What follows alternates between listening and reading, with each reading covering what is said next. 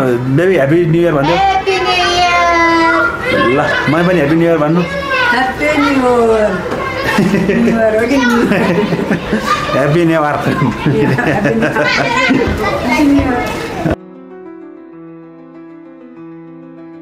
Hello guys, happy new year सबैलाई। उहाँ चाहिँ अब यसो रेडी हुँदै हुनुहुन्छ अनि म चाहिँ यसो रेडी सेडी भएर ओरेर म यहाँ यतिखेर हुन त अहिले इभिनिङ जस्तोकै टाइम छ, त्यस्तो डे टाइम पनि छैन यो।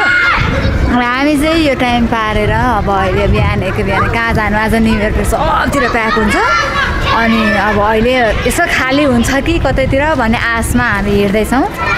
अब कतासम्म जान सकिन्छ अनि हामी जाँदैछौँ। आज चाहिँ मैले नबिर्सिकन मैले चस्मा पनि बोकेर आएको छु किनकि काठमाडौँको एकदम पोल्युसन। अनि एक त आधा राता पनि चस्मा लाएन भने त कामै छैन रहेछ काठमाडौँमा त, पुरै पोल्युसन। हिजो म त्यस्तै बाहिर हिँड्दाखेरि यो चस्मा नलाइकन बेलुका त किन चस्मा लाउनु भनेर मैले यतिकै छोडिदिएको, भरे त पुरै धुलोले त ध्वस्त भएछ। अनि त्यही भएर अहिले चाहिँ म रेडी गेट सेट गो। के रे किन बोले? के बोलेको?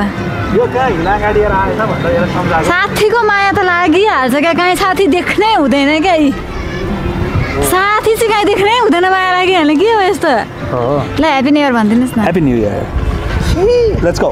ओके, अनि आज हामी जाँदैछौँ सलम्बु देवी। आशा छ त्यहाँ न्यु इयरले गरेर प्याक नहोस् भन्ने, तर फर्किने बेला भइसक्यो जो अहिले बेलुकाको 6 बजिसक्यो। इफ बाइचान्स त्यहाँ प्याक रहेछ भने हामी अन्तै जानेछौँ। आज न्यु इयर जाने नि जता भए पनि, यत्रो ठुलो छ काठमाडौँ, जानु छ हिँड्ने नि जता भए पनि होइन, दुईजना मिलेर। ल चल driver. See you guys. Salambu Devi भनेको चाहिँ कहाँनिर पर्छ भन्दाखेरि साको पुग्नुभन्दा अलिकति वरा साको रिजोर्टभन्दा पनि अझै वरा चाहिँ तपाईँले धनु गरे जस्तो उकालो देख्न सक्नुहुन्छ। त्यो उकालो उक्लिनुभन्दा ठ्याक्कै अगाडि चाहिँ तपाईँले राइट साइडमा हेर्नु भने चाहिँ ठ्याक्कै सलम्बु देवी जाने मन्दिर जाने बाटो भनेर लेखेर देखिन्छ, त्यतै हुँदै जाने है।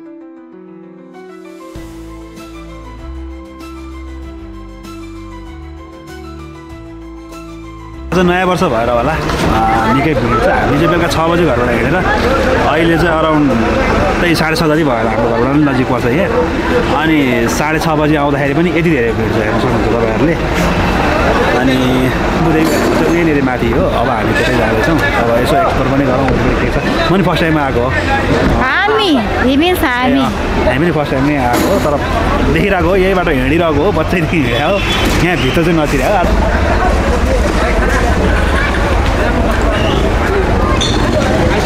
गाइज अब हामी चाहिँ यति राति आएको भएर पनि जो दर्शनहरू गर्न पाइरहेछौँ भन्नाले यहाँ माथि मन्दिर रहेछ। अनि अब हामी त्यतैतिर लाग्दैछौँ। आज चाहिँ मैले बिर्सेर फेरि जुत्ता लाएर हिँड्नुपर्ने, चप्पल लाएर हिँडेछु। जिन्दगी खत्तम जुल मेरो। प्रभु नयाँ वर्षको शुभकामना। अनि सराउन्डिङ्समा चाहिँ जस राम्रो नै रहेछ, यतातिर पुरै जङ्गल अनि रुखहरू अलिअलि रोपेको, यसो बस्न ओर्नको लागि भनेर अलिकति ठाउँ भएको। यहाँनिर चाहिँ एकदमै राम्रो रमणीय वातावरण रहेछ। मेरो नेपाल एकदम प्रष्ट छ र शुद्ध छ। यस्तो छ, हजुरहरूले हेर्न सक्नुहुन्छ, जङ्गल जस्तो सानो त्यो रुखहरू मजाले लगाइएको। अनि यतातिर पनि एउटा सानो मन्दिर रहेछ। हामी चाहिँ यति राति आएको भएर पनि मन्दिर चाहिँ खुल्ला रहेछ, दर्शन गर्न चाहिँ पाइयो, खुसी लाग्यो त्यसमा चाहिँ। अनि अब हामी अलिकति अगाडि त हामी बढ्दैछौँ के छ अगाडि भनेर, किनकि अब पहिलोचोटि आएको, अब त्यो बेला थाहा नै छैन आएको के हो स्पेसियालिटी र यहाँ के छ भनेर पनि थाहा छैन। हामी हिँड्दैछौँ, मन्दिर चाहिँ रहेछ। पिकनिक पनि आउनुभएको रहेछ आज नयाँ वर्षको उपलक्ष्यमा होला, तर पिकनिक स्पोट चाहिँ कहाँ मनाउनु भयो चाहिँ थाहा छैन। त्यो अघि जहाँ हामीले स्कुटर पार्क गऱ्यौँ त्यहाँनिर नै मनाउनु भयो कि। उहाँ चाहिँ सुत्नु भएको भगवान् भन्छु म, तर उहाँ सुत्नु भएको भगवान् होइन, उहाँको नाम अर्कै छ, बुढा नीलकण्ठ। म चाहिँ खालि सुत्नु भएको भगवान् भन्छु किनकि मजाले सुत्नुहुन्छ। आउनुहोस् गाइज, यहाँ माथि हेरौँ। यहाँ माथि चाहिँ पुरै जङ्गल रहेछ, हजुरहरूले हेर्न सक्नुहुन्छ, पुरै जङ्गल।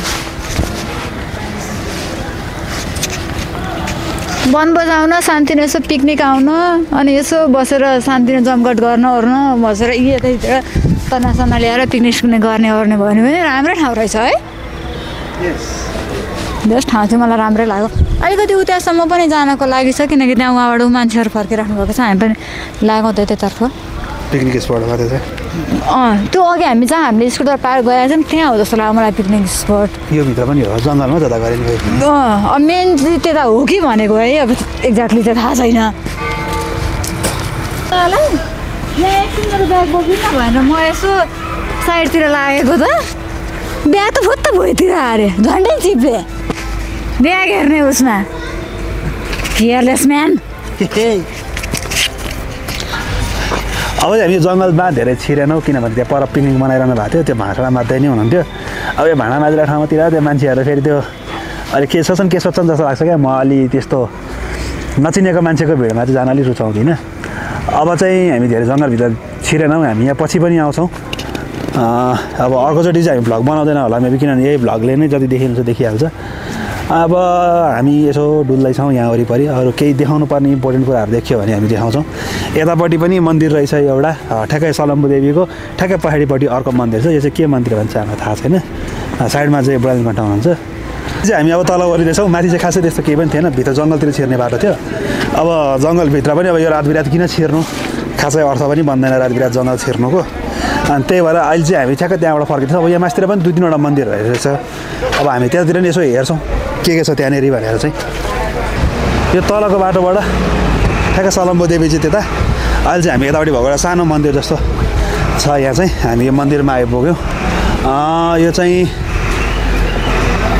खै के नारायण मत्स्य नारायण कि समथिङ के लेखिया छ ठ्याक्कै सर्वेश्वर नारायण समथिङ लेखिया छ अब यो क्यामेरामा देखिया भयो थाहा छैन मैले चाहिँ देखिनँ अनि मैले अघि पनि भनिहालेँ न्यु इयरको दिनमा चाहिँ कहिले पनि नघुम्नु भनेर अहिले पनि हेर्नु यति धेरै बस र यति धेरै त्यो डिस्टर्बिङ छ कि मलाई लाग्छ क्यामेरामा पनि यो भिडियोमा पनि एकदम डिस्टर्बिङ आइरह होला जस्तो लाग्छ अनि त्यही भएर कोही पनि न्यु इयरको दिन चाहिँ कोही पनि नहिँड्नु म यो स्ट्रिक्टली नै भन्छु न्यु इयरको दिन चाहिँ कोही पनि नहिँड्नु घरैमा बस्नु सबैजना आनन्द घरमै चिल गर्नु फ्यामिलीसँग रमाउनु यो पाराले म चाहिँ पहिलोचोटि यो भ्लग बनाउँछु भनेर निस्केँ लास्ट टाइम आएको थिएँ एकचोटि म उता गोदावरी गएको थिएँ त्यहीँ गएर चेतिसकेको मान्छे हो म जस्ट भ्लग बनाउन मात्रै निस्केको आज खासै कतै जानु नै खासमा ओर्थिट हुँदैन क्या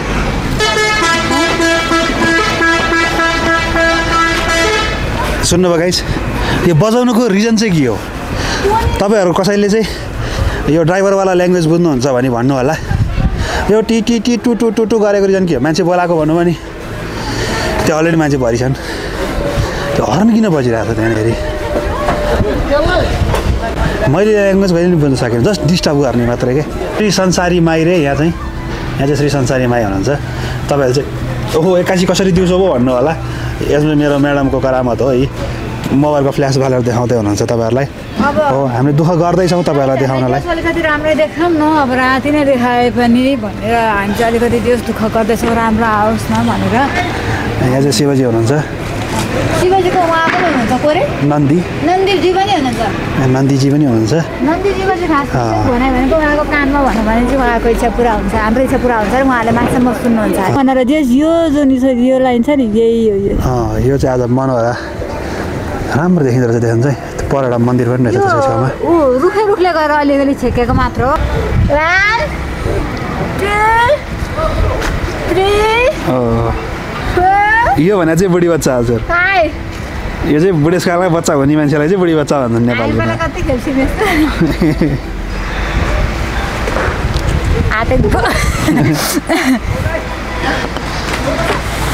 अँध्यारो त अघिदेखि नै भएको अनि खासै त्यस्तो देखिएन क्या अँध्यारोले गर्दा त्यसमा त्यो पुरै जङ्गल छ हामीलाई बाटै थाहा छैन कहाँ के छ भनेर दिउँसो आएको भए यसो के रहेछ जङ्गल परतिर भनेर देखाउनुहुन्थ्यो छोटै भए पनि मिठो भयो होला भ्लग भन्ने हामीलाई आशा छ आजको हाम्रो भ्लग यतिमै टुङ्गाउँछौँ हामी धेरै लामो बनाउँदैनौँ किन तपाईँलाई पनि बोल गर्दैनौँ नयाँ वर्ष छ इन्जोय गर्नुहोस् जे पाइ त्यही नखानुहोस् मिठो कुरा खानुहोस् खुसी हुनुहोस् हामीलाई पनि लाइक गर्नुहोस् सब्सक्राइब गर्नुहोस् ह्याप्पी न्यु इयर